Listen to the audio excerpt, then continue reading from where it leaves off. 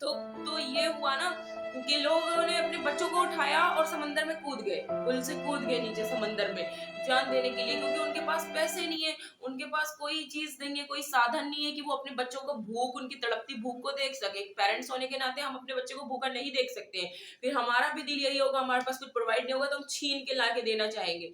तो ये सारी गलती हुक्मरान की है जो यहाँ चला रहे हैं। पाकिस्तान चलाने का दम ही नहीं है यार। प्रधानमंत्री रखा हुआ है वो भीख मांगने जाए। इतने बड़े मुल्क का एक प्रधानमंत्री जो दुनिया में भीख मांगने जाता है। और आज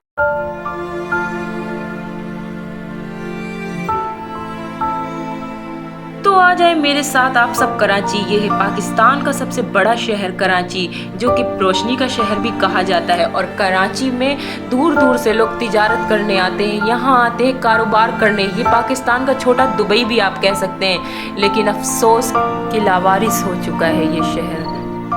एक शख्स जिसने अपनी ज़िंदगी के 50 साल दे दिए एक छोटी सी दुकान को बड़ा करने के लिए। उसने उस दुकान पे न जाने कितने ख्वाबों को, न जाने कितनी उम्मीदों को, न जाने कितने सपनों को ख़त्म करके और उस दुकान को बनाने में अपना वक्त निकाला होगा, जिसमें उसे 50 साल गुजर गए, जिसमें उसने अपने बुढ़ापा आ गया, उसकी जवानी से एक बुढ़ापा आ गया और उसने वो एम्पायर पूरा खड़ा किया अपने बच्चों के लिए। इंसान सब कुछ अपने बच्चों के लिए ही करता है। आज स्ट्रगल कर रहा है, कल किस लिए? ताकि उसके वो उन चीज़ों का फ़ायदा नहीं उठाता, उसके बच्चे उस चीज़ों का फ़ायदा उठाते हैं। और फिर अचानक ऐसा हो कि एक पल में उसकी सारी दुनिया ही उजड़ जाए। जिसके लिए उसने ये एम्पायर खड़ा किया, उसकी आंखों के सामने वो मार दिया जाए। उन्होंने 50 साल जिंदगी के अपनी इस छोटी सी दुकान को बड़ा करने में लगा दिया कि उनका बेटा आगे इससे बेनिफिट्स उठाए। और बाबा ने जो क्या हुआ कि डकैत उनकी दुकान पे आए तो उन्होंने जो पैसे वैसे कमाए थे वो उनसे बचाने के लिए पैसों को बाबा ने थोड़ा सा उनसे जद्दोजहद की और उन्होंने फौरन उनके गोली मार दी सर पे। और इन लड़कों की उम्र सिर्फ 15 से 20 के बीच में होती है। बहुत कम ऐसे होते हैं जो 20 से ऊपर होते हैं जितने भी डाकू बन के घूम रहे हैं। उन्होंने उनके सर पे गोली मारी, उसके बेटे को भी मार दिया। और ये खबर जब उनके घर पहुंची तो उनकी बीवी को हार्ट अटैक हुआ और वो भी मर गई। तो मतलब पल भर में पूरी दुनिया लुट गई, उजड़ गई, सब खत्म हो गया। एक पल में सब कुछ खत्म हो गया। ये हाल है यहाँ का। जान हथेली पे लेके लोग चलते हैं। और ये मैं तो बोलूं कि मेरे दिमाग में एक चीज बहुत दिनों से चलती है कि ये गलती किसकी है। हर महीने कराची में न जाने हजारों की तादाद में डाकुओं से लोग मर जाते हैं। ये डाकू उन्हें मार देते हैं छोटे से मोबाइल के लिए, कोई भी चीज के लिए। ये चेन है, ये मैंने गले में डाली हुई है ना, मैं भूल जाती हूँ अगर बाहर निकल जाती हूँ ना तो मैं पूरे रास्ते अल्लाह अल्लाह करती ही जाती हूँ कि भाई कोई मुझे ऐसा मिल ना जाए। मुझे पैसों का नहीं लेना देना, पर एक खौफ होता है क्योंकि मैंने अपनी जिंदगी में जहां तक मैं इंडिया में रही हूँ, जितनी बड़ी होने तक मैंने कभी ये सब वारदातें नहीं देखी। हमारी अम्मियाँ, हमारे सारे घर वाले सोना वोना हर वक्त ही पहने रहते थे, ये सब हालात नहीं थे। यहाँ तो आप एक अंगूठी नहीं पहन सकते हो, कुछ ले जब पहन ही नहीं सकते तो लेने से क्या फायदा। इसीलिए मैं सोना बनवाती ही नहीं हूँ बिल्कुल भी। तो ये हालात है। तो ये किसकी वजह से है? इतनी महंगाई जब आप कर दोगे कि एक आदमी अपने बच्चे को दूध तक प्रोवाइड नहीं कर पाएगा कि वो रोए और बिलके उसके सामने, तो वो दूसरे का गला ही काटेगा जाके, उसकी जेब ही फाड़ेगा जाके। जब बच्चे भूखे मरेंगे, इंसान के पास, हर इंसान इतना बड़े जिगरे का नहीं होता है कि वो अपनी औलादों को ले और जाए पुल के ऊपर से कूद के खुदकुशी कर ले। जैसे कि बहुत केस गुजरे हैं अभी 2-3 साल के अंदर, जब से कोरोना आया हालात हर मुल्क के डाउन हुए। पाकिस्तान के पहले ही डाउन थे, फिर कोरोना के बाद और डाउन हो गए। तो ये हुआ ना कि लोगों ने अपने बच्चों को उठाया और समंदर में कूद गए, पुल से कूद गए नीचे समंदर में जान देने के लिए, क्योंकि उनके पास पैसे नहीं है, उनके पास कोई चीज नहीं है, कोई साधन नहीं है कि वो अपने बच्चों को भूख, उनकी तड़पती भूख को देख सके। पेरेंट्स होने के नाते हम अपने बच्चे को भूखा नहीं देख सकते हैं। फिर हमारा भी दिल यही होगा, हमारे पास कुछ प्रोवाइड नहीं होगा तो हम छीन के ला के देना चाहेंगे। तो ये सारी गलती हुक्मरान की है जो यहाँ चला रहे हैं। पाकिस्तान चलाने का दम ही नहीं है यार। प्रधानमंत्री रखा हुआ है वो भीख मांगने जाए। इतने बड़े मुल्क का एक प्रधानमंत्री जो दुनिया में भीख मांगने जाता है। और आज तक भीख मांग मांग के भी इन लोगों ने कुछ नहीं कर पाई है अपने मुल्क का।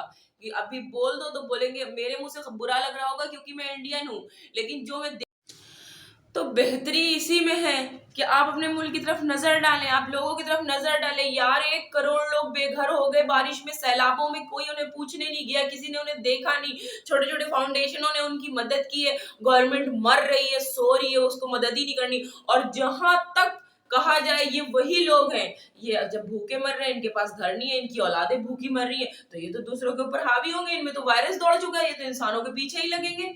तो उसमें फिर आपको ये होगा कि जो है भाई आप सिर्फ बैठ के चार बोली बोल लो, क्योंकि आपके दरो दीवार तक तो कोई पहुंच नहीं सकता। आपने अपने घरों से इतनी लंबी दूरी तक दीवारें लगाई हैं कि आपके यहाँ कौन आ सकता है। भाई आम आदमी तो कुछ है ही नहीं, जो वोट दे के इन मंत्रियों को ऊपर बिठाते हैं ना, वही घास कूड़ा होते हैं। मैं तो बड़े अफसोस में हूँ कि ये कराची जो रोशनी का शहर था वो लावारिस हो चुका है, उसको कोई पूछने वाला ही नहीं है। कराची को कोई मारे पीटे कुछ भी करे।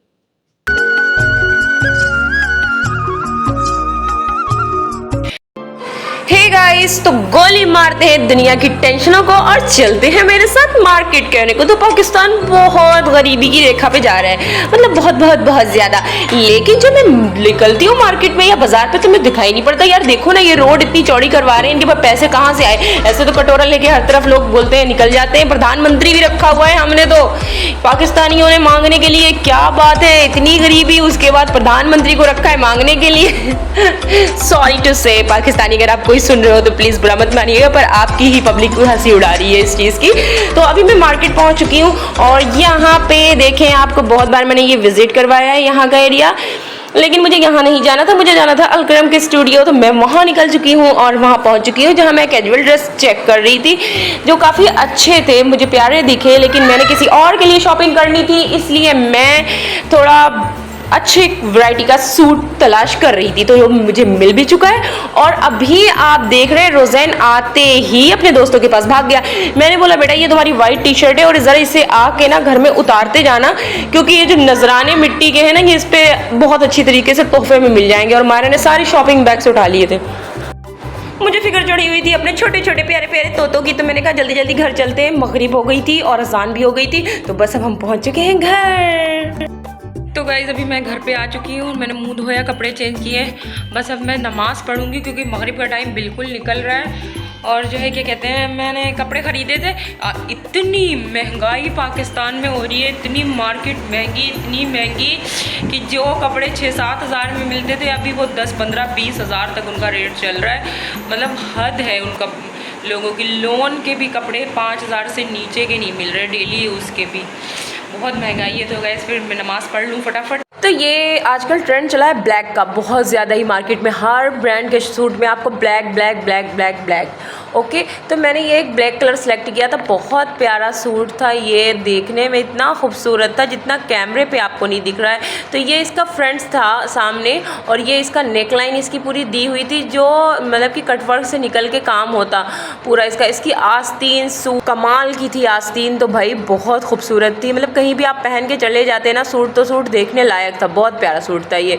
तो मैंने ये लिया था। ये क्या दंगा मचा के रखा है तुम लोगों ने? अरे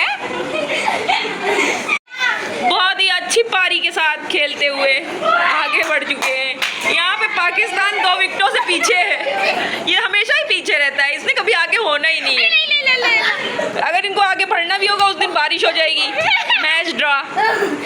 और ये छोटा इंजमामुल हक पाकिस्तान का झंडा पीछे टांगे हुए बालों में बहुत ही अच्छी तरह से अपनी पारी खेल रहे हैं। ओ ओ ओ ओ बोने बोने